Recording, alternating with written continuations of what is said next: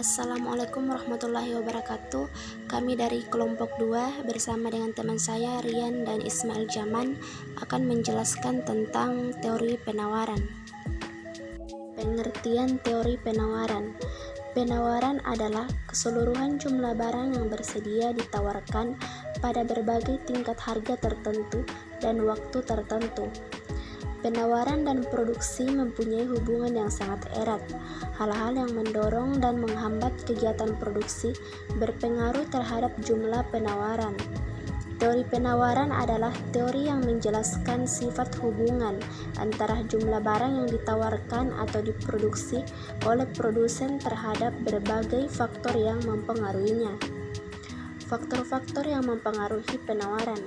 Sebagaimana permintaan, penawaran juga dipengaruhi oleh berbagai hal.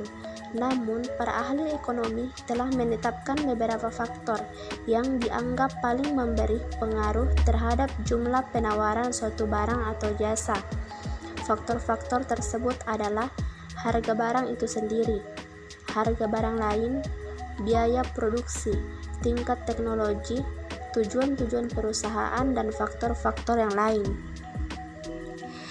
Sebagaimana teori permintaan, dalam analisis mengenai penawaran, yang terlebih dahulu dilakukan adalah menganalisis pengaruh harga suatu barang terhadap jumlah barang yang ditawarkan dengan mengasumsikan bahwa faktor-faktor lain tidak berubah.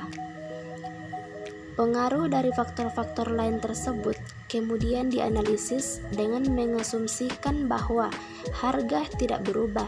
Misalnya, bagaimana perubahan biaya tenaga kerja terhadap jumlah barang yang ditawarkan oleh produsen kepada masyarakat.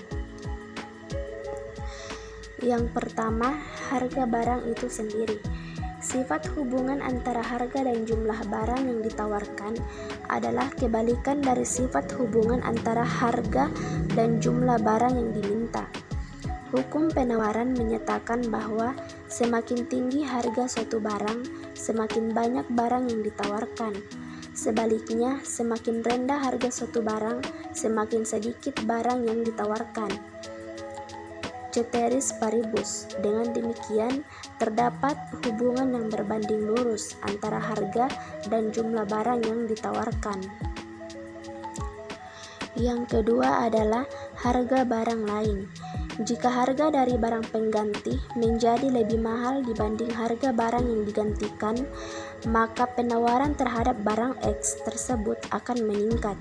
Sebagai contoh, pada waktu pemerintah menetapkan kenaikan tarif impor atas sapi Australia, harga sapi Australia yang dijual di Indonesia menjadi lebih mahal dibanding harga sapi lokal. Permintaan terhadap sapi lokal meningkat. Kenaikan permintaan ini mendorong terjadinya kenaikan penawaran sapi lokal. Yang ketiga, biaya produksi. Salah satu komponen biaya produksi adalah tenaga kerja. Perubahan terhadap biaya tenaga kerja dapat mempengaruhi kurva penawaran. Sebagai contoh, ketika terjadi kenaikan harga upah tenaga kerja jika sebagian produsen tidak mampu memengaruhi tuntutan kenaikan tersebut, maka mereka akan mengurangi jumlah tenaga kerjanya. Pengurangan tenaga kerja ini akan mengakibatkan jumlah barang yang diproduksi berkurang, sehingga kurva penawaran akan bergeser ke kiri. Yang keempat adalah tingkat teknologi. Kemajuan teknologi mendorong proses produksi yang semakin efisien. Efisiensi ini di satu sisi dapat menurunkan biaya pokok produksi dan di sisi lain meningkatkan produktivitas perusahaan, sehingga jumlah penawaran semakin tinggi dan akan mendorong kurva penawaran ke sebelah kanan. Yang kelima, tujuan perusahaan. Umumnya, perusahaan selalu berusaha memaksimalkan keuntungan, namun di sisi lain, seringkali keuntungan maksimal dapat diraih tidak pada saat menggunakan kapasitas maksimal dari kemampuan produksinya. Sehingga, jika tujuan perusahaan adalah keuntungan maksimal, maka sangat mungkin jumlah barang yang diproduksi dan ditawarkan lebih rendah dari seharusnya mampu mereka lakukan.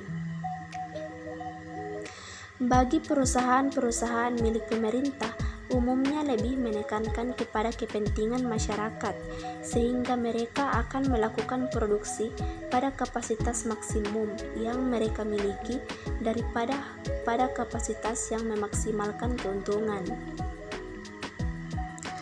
Selanjutnya, jenis penawaran. Adapun jenis penawaran ada dua, yaitu penawaran penjual dan penawaran pasar.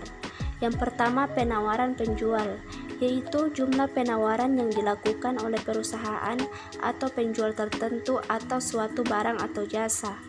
Yang kedua, penawaran pasar, yaitu hasil penjumlahan dari seluruh perusahaan yang ada di pasar terhadap suatu barang atau jasa dalam waktu tertentu.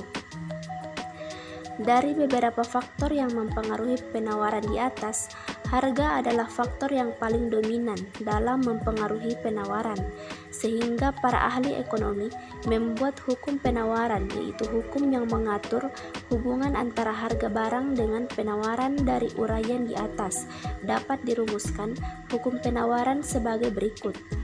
Apabila harga barang naik, maka jumlah barang yang ditawarkan naik. Dan apabila harga turun, maka jumlah barang yang ditawarkan turun, atau penawaran terhadap suatu barang berbanding lurus dengan harga barang yang ditawarkan. Sebagaimana hukum permintaan, hukum penawaran tidak berlaku mutlak. Hukum penawaran hanya merupakan kecenderungan dan dapat berlaku secara ceteris paribus, yang artinya hukum penawaran hanya berlaku jika faktor yang mempengaruhi penawaran selain harga barang adalah tetap.